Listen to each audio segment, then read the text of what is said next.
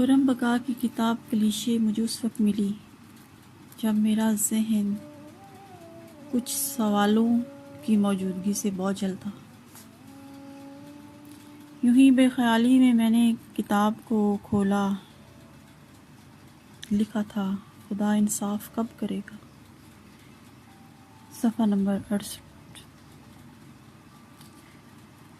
میں جب بھی کہانیوں کی کوئی کتاب پڑھتی ہوں، ایک کہانیاں لکھنے والا چاہے کوئی بھی ہو، کسی بھی عمر میں ہو، کسی بھی جگہ پر رہتا ہو، اس کا کوئی بھی نام ہو، اس کی کوئی بھی جنس ہو، اس کی سبھی کہانیوں میں ایک نہ ایک کہانی میری ضرور ہوتی ہے، کہیں نہ کہیں میں موجود ہوتی ہوں۔ ممکن ہے دوسرے پڑھنے والوں کو بھی ایسا لگتا ہو، مگر مجھے تو یہی لگتا ہے۔ تو جب میری نظر اس لائن پہ پڑی، مجھے لگا کہ یہ تو میرا ہی سوال ہے۔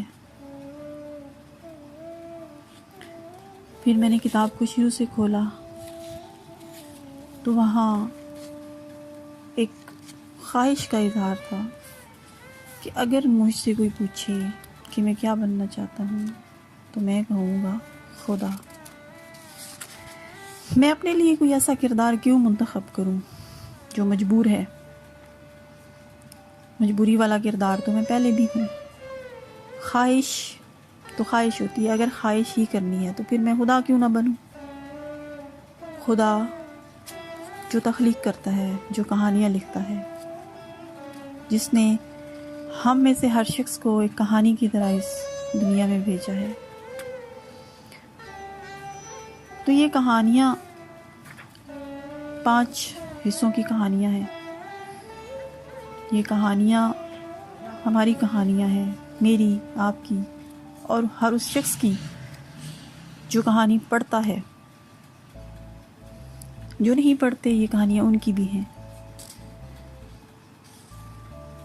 خرم بقا چونکہ خود یورپ میں رہتے ہیں، انہوں نے یورپ بالخصوص انگلینڈ میں بسنے والے تارکین وطن کے مسائل پر بہت بہتر انداز میں افسانے لکھے ہیں۔ مجھے حیرت ہے، میرے اس حوالے سے بھی کچھ سوال تھے جن کے مجھے جواب ملے، اور لکھنے والا یقیناً تخلیق کار جو ہے، میں اگر اس دنیا میں انسانوں کی درجہ بندی کروں تو پہلے نمبر پہ جن انسانوں کو رکھوں گی، تخلیق کار کو رکھوں گی۔ یقیناً وہ سوچتا ہے، وہ ایک نئی چیز دریافت کرتا ہے، وہ ایک نئی چیز سامنے لاتا ہے، وہ ایک نئی سوچ دیتا ہے۔ تو یہ ایک المیہ ہے کہ فنکار بہت سی ایسی چیزیں اپنے اندر بھرتی کر لیتا ہے جن کا باقی لوگوں کو ادراک بھی نہیں ہو پاتا۔ اس کا نقصان یہ ہوتا ہے کہ فنکار کی زندگی بہت سی چیزیں ہوتے ہوئے بھی اس طرح سے نہیں گزرتی جس طرح عام لوگ گزارتے ہیں۔ یہ کہانیاں نہ صرف ماضی کی ہیں بلکہ حال کی ہیں اور مستقبل کی بھی ہیں۔ کلیشے ایک ایسی کتاب ہے جس کو میں ہمیشہ اپنی کتابوں کی لائبریری میں رکھ کے اطمینان محسوس کرتی ہوں، کیونکہ اس کے اندر کچھ کہانیاں ایسی ہیں جنہیں مجھ کو بار بار پڑھنا ہے۔ کچھ جملے ایسے ہیں جو مجھ پر منکشف نہیں ہوئے، بعد میں ہوں گے۔ کچھ سوالوں کے جواب ہیں جن کی مجھے ہمیشہ ضرورت رہتی ہے، اور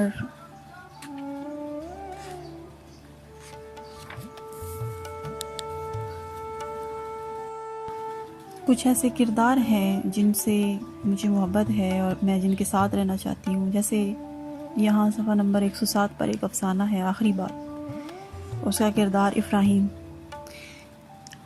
اس کردار کی اگر جنس کو الٹ کر لیا جائے تو کہیں یہ میری کہانی بھی ہے، اور یہ گناہ اور ثواب کی بہت سی صورتیں ہمارے ہاں ایسی ہیں کہ جو بعض اوقات ہمیں شک میں مبتلا کر دیتی ہیں، مگر جب ہم کسی کہانی کو پڑھتے ہیں تو ہمیں اپنے کسی عمل کا اثبات مل جاتا ہے۔ ایسے ہی مجھے بھی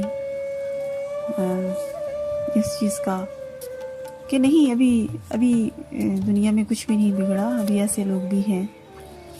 تو ان کہانیوں کے اندر جہاں بہت سے سچ ہیں، بہت سے دکھ ہیں، بہت سی مجبوریاں ہیں، وہیں کچھ سوالوں کے جواب بھی ہیں، اور کچھ ارادوں کے اسبات بھی ہیں، اور امید جس کو کہیں یا رجائیت جس کو کہیں وہ بھی ہے۔ میں ان کہانیوں کو بالکل ایسی کہانیاں نہیں کہوں گی کہ جو ہمیں مایوس کرتی ہیں، جیسے کہ یہ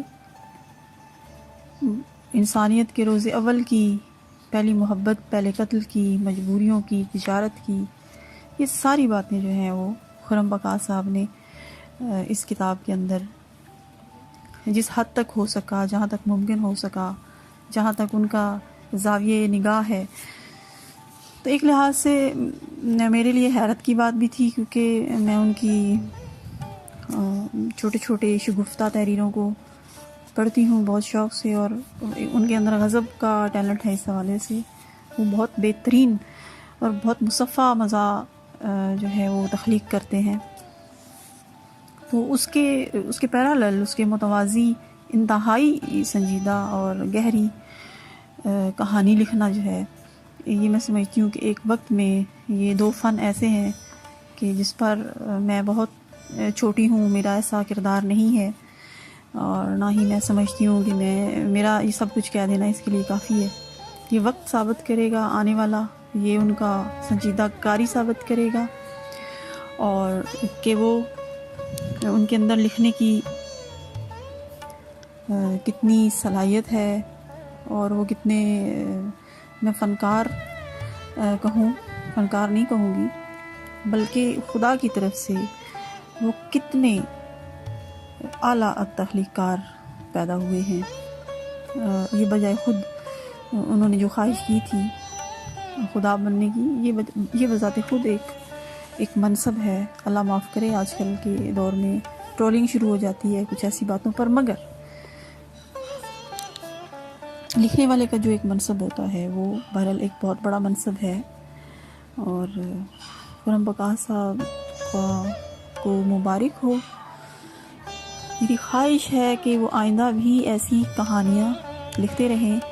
معاشرے میں موجود بہت سی جو چیزیں ہیں جو چھپی ہوئی ہیں جن پر ہم نہیں لکھتے، جیسے کہ مجھے خود انسانی نفسیات پر لکھنے کا ایک جو میرا ہے ایک قدرتی منطقہ ہے میرا، اسی طرح تو لکھیں، کیونکہ کوئی بھی ایک شخص مکمل طور پر ساری چیزوں کا احاطہ نہیں کر سکتا، اس میں بہت سے لوگوں نے مل کر حصہ لینا ہوتا ہے، اور آپ نے حصہ لیا ہے اور بہت بہترین طریقے سے لیا ہے۔